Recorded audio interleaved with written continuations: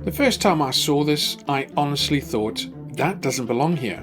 It looks like something you'd expect in Egypt, but it's standing in a green field in Wiltshire. A perfectly formed 4,000-year-old cone, clearly artificial and certainly deliberate. A monument in England that somehow feels out of place. And the strange thing is, almost no one is talking about it. Because this wasn't thrown up casually. It was engineered with precision, and that's where it starts to feel strange. We don't build things like this anymore. We don't even think like this anymore. So why does it exist? Why build something this vast and leave us no clear explanation, unless the hill itself was the point? And welcome to Albion Key, a series dedicated to the mystery of ancient Britain. Here we decode the deeper layers of history, myth and landscape. In the last episode, we explored Avebury as a form of earth acupuncture, stones placed with an awareness of subtle environmental and electromagnetic conditions already present beneath the land. In this episode, we leave the circle. We move into chalk and stone, to Silbury Hill and then to West Kennet Long Barrow, to confront a more precise question. These monuments don't appear to have been built at random or simply imposed on the landscape. They seem to have been placed with an understanding that the land itself behaves like a system, shaped by natural features, geology, and subtle environmental and electromagnetic conditions that could be observed long before modern instruments existed.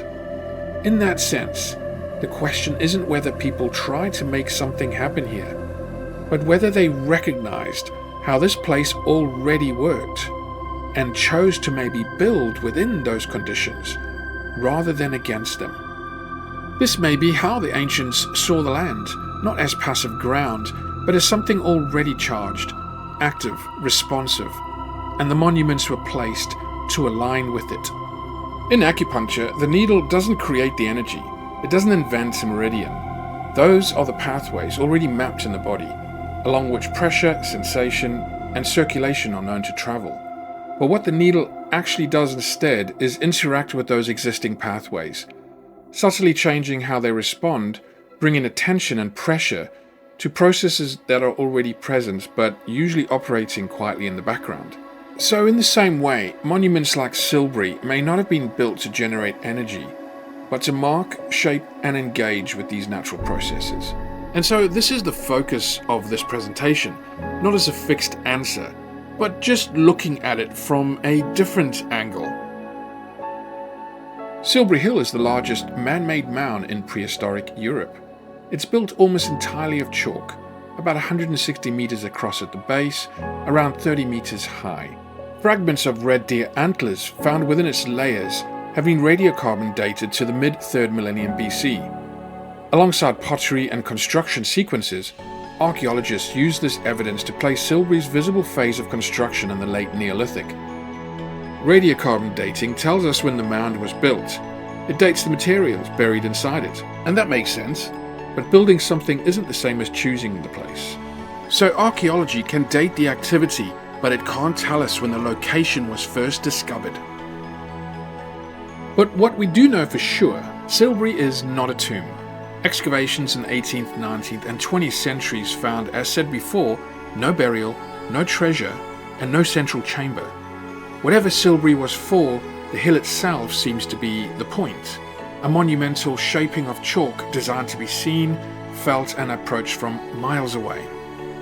As mentioned in episode 1, William Stukeley, one of the earliest researchers to take these monuments seriously, recorded a local tradition about Silbury.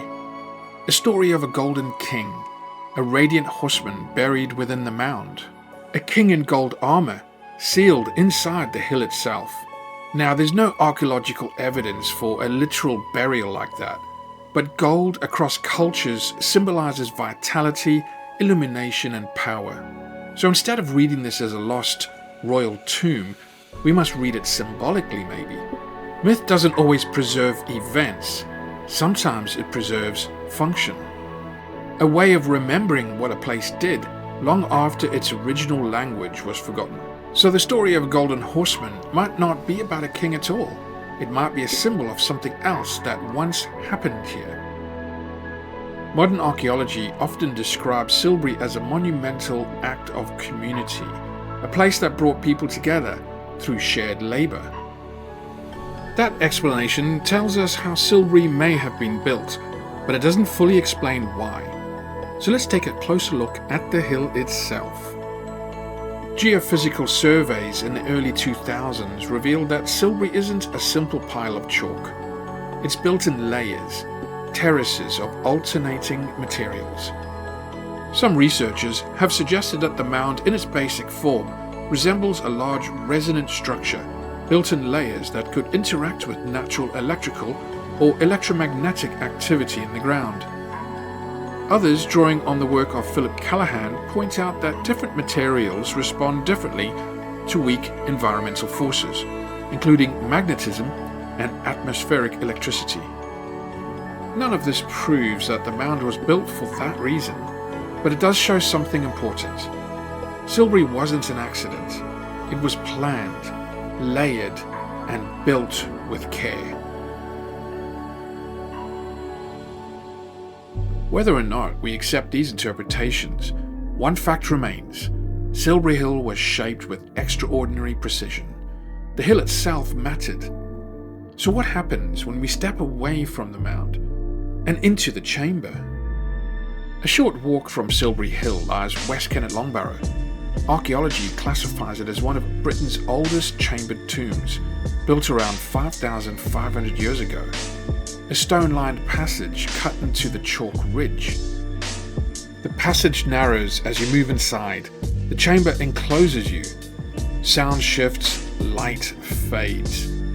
It feels less like a grave and more like a contained interior space. Archaeologists interpret West Kennet as a collective burial site. Over centuries, bones were placed inside, removed, and sometimes rearranged. So this wasn't a sealed tomb as such.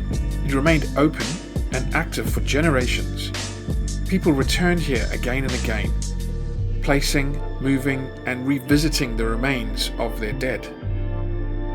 Philip Callahan proposed that layered earth and stone structures can subtly respond to natural electrical and radio frequencies in the environment. Different materials react differently to weak forces, such as magnetism and atmospheric electricity. The enclosed geometry of a chamber like this could influence how those forces behave inside it.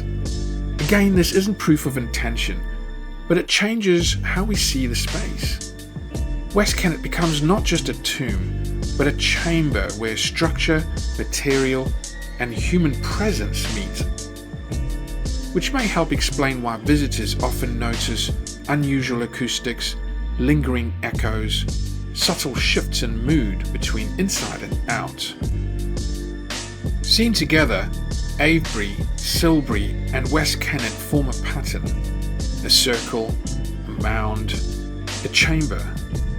Different structures, different experiences, but part of a single landscape. Around 2500 BC, West Kennet was sealed. At the same time, burial practices in Britain changed. Shared ancestral chambers were abandoned. Individual graves appeared. The beaker culture emerged. Modern isotope research confirms movement of new populations into Britain at this time. And that raises a more difficult question. If new people were arriving, bringing new practices, leaving new materials behind, then what exactly is being dated? Are we seeing the origin of these monuments? Or the moment they were reused, reinterpreted, and in some cases, deliberately closed? Maria Wheatley suggests that sealing West Kennet may represent more than the closure of a chamber, but the shutting down of a wider landscape system, one that once linked Barrow, circle, and hill. Whether or not that idea is accepted, what's clear is this: By the early Bronze Age, the way people related to this landscape had changed, and with that change, something earlier disappears from view. We can describe these places, we can measure them, we can date what happened here, but that doesn't necessarily tell us what they were for. Seen together, something else begins to emerge. Avebury, Silbury, West Kennet, not isolated monuments, but parts of a relationship between people, stone, and land. A relationship we can still see traces of, but don't fully understand. If this landscape once worked as a system, circle, mound, and chamber acting together, then the next question is simple. How far does that pattern extend? Because across Britain, patterns begin to appear across the landscape. Alignments between monuments, churches, and earthworks, sometimes following the same paths across miles of landscape. And sometimes those patterns don't just belong in the past. This appeared here as this film was being completed. Whatever the origin, formations like this continue to appear in the same landscapes where these monuments were built, often dismissed as coincidence. But what if they're not? In the final episode, we follow those lines and ask a larger question. Were these sites ever meant to stand alone, or are they part of something much bigger? If you want to follow that line of inquiry, subscribe and continue with episode 4.